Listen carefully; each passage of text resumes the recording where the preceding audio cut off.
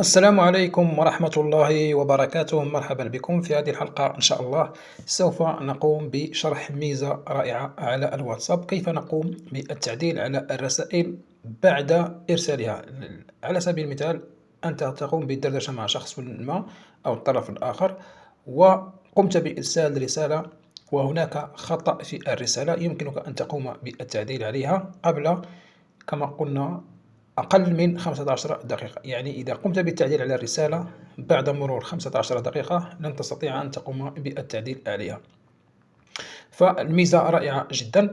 إذا كان يهمك الأمر فتابع معي الشرح. فكما قلنا، في بعض الأحيان قد نقوم أو نخطئ في بعض الرسائل، نرتكب بعض الأخطاء في الرسائل التي نقوم بإرسالها مثلا إلى صديق معين أو صديقة معينة أو أحد، كما قلنا، الطرف الآخر، كيفما كان، وتريد أن تقوم بالتعديل على الرسالة. فالواتساب تتيح لك هذه الميزة، حيث هذه الميزة قامت الواتساب كما قلنا بإضافة هذه الميزة الجديدة، تتيح لك التحرير على الرسائل بمجرد إرسالها. هذه الميزة مفيدة للعديد من الأسباب.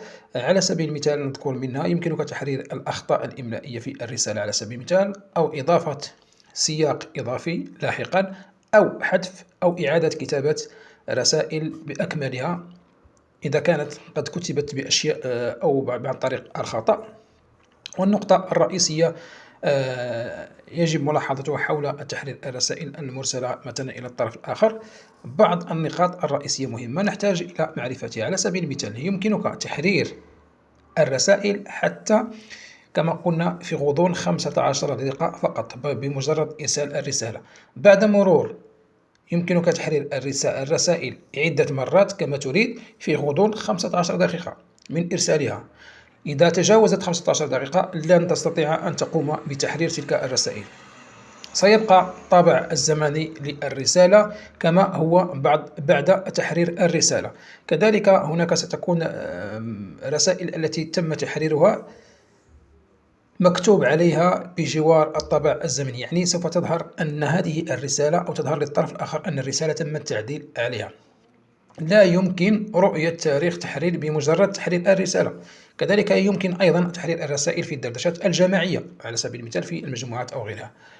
كذلك سيعرف المستلم أو الطرف الآخر أنك قمت بتحرير الرسالة، حيث يمكنه رؤية ميزة التعديل أو التحرير المكتوب عليها. كذلك لا يرسل الواتساب إشعار جديد للمستلم الرسالة التي قمت بتحريرها أو قمت بالتعديل عليها. كذلك يمكنك أيضا تحرير الرسائل المرسلة مع الصور أو مقاطع الفيديو كتعليق، ومع ذلك لا يمكنك تحرير الوسائط بعد إرسالها على الواتساب. إن كنت تستخدم مثلا الإصدار القديم من الواتساب وقام شخص ما بتحرير رسائل في الدردشة الخاصة بك، فسترى تم تحرير هذه الرسالة لجميع في هذه الدردشة على أحدث الإصدار من الواتساب. يعني يجب عليك أن تقوم بتحديث الواتساب الخاص بك إلى آخر نسخة. إذن دعنا الآن نمر إلى شرح الطريقة، وكذلك شرح عملي كما قلنا للميزة أو للتحديث أو غيرها. سوف نذهب إلى الدردشة الخاص بنا. على سبيل المثال، تقوم بالذهاب إلى الواتساب الخاص بك على هذا الشكل. بعد ذلك سوف تختار الشخص الذي تريد أن تقوم بمراسلته. على سبيل المثال سوف أقوم بمراسلة هذا الشخص. على سبيل المثال هنا سوف تعطيه مثلا، على سبيل المثال نكتب بالعربية: السلام عليكم ورحمة الله وبركاته.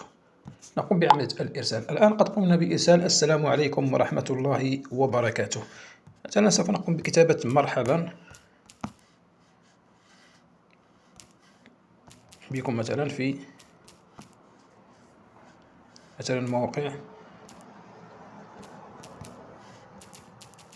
أو مثلا قناة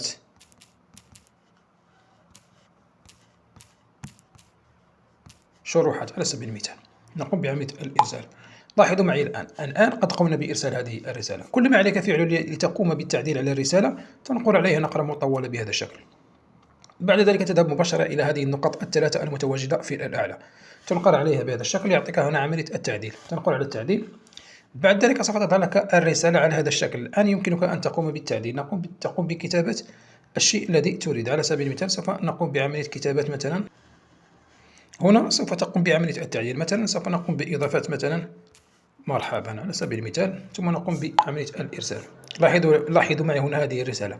تم التعديل على هذه الرسالة لدى جميع المشاركين في هذه الدردشة الذين يستخدمون أحدث إصدار من الواتساب، يعني يجب أن يكون الإصدار جديد. نقوم بنقر على موافق. سوف تلاحظ أن الرسالة تم التعديل عليها، ولاحظوا معي هنا سوف تظهر لكم في الأسفل أنه تم التعديل على الرسالة. الآن شرحنا الطريقة. بالنسبة للرسائل القديمة، قد يتساءل البعض منكم هل يمكنك أن تقوم بتحرير الرسائل القديمة؟ الرسائل القديمة لا يمكنك تحريرها، كما قلنا يجب أن تقوم بالتحرير. يسمح الواتساب فقط في التحرير للتحرير على الرسائل التي تم إرسالها قبل إرسال ب15 دقيقة، يعني إذا تجاوزت 15 دقيقة لا يمكنك تحرير تلك الرسالة. على سبيل المثال هذه الرسائل قمت بإرسالها قديما، نقوم بالنقر عليه نقرة مطولة، نذهب إلى النقاط الثلاث، ولاحظوا معي هنا ليست هناك أي معلومة تفيد أو ليست هناك إضافة للتعديل أو التعديل على الرسالة، لا تظهر. أما بالنسبة لهذه الرسائل الجديدة يمكنك النقر عليها نقرة مطولة بهذا الشكل، ثم تذهب إلى النقاط الثلاث. سوف تجد هنا التعديل، لأن الرسالة قد قمنا بإرسالها قبل 15 دقيقة. كما تلاحظون معي هنا يمكنك أن تضيف أي شيء، مثلا كمبيوتر، ثم تنقل على عملية التعديل. سوف تلاحظ أن تم التعديل على الرسالة. فكما قلنا الطريقة رائعة جدا. أتمنى أن تكون الحلقة وكذلك الفكرة قد نالت إعجابكم. لا تنسوا دائما دعمنا بالنقر على زر لايك للفيديو والاشتراك في القناة. شكرا لكم على المتابعة، إلى حلقات قادمة بحول الله.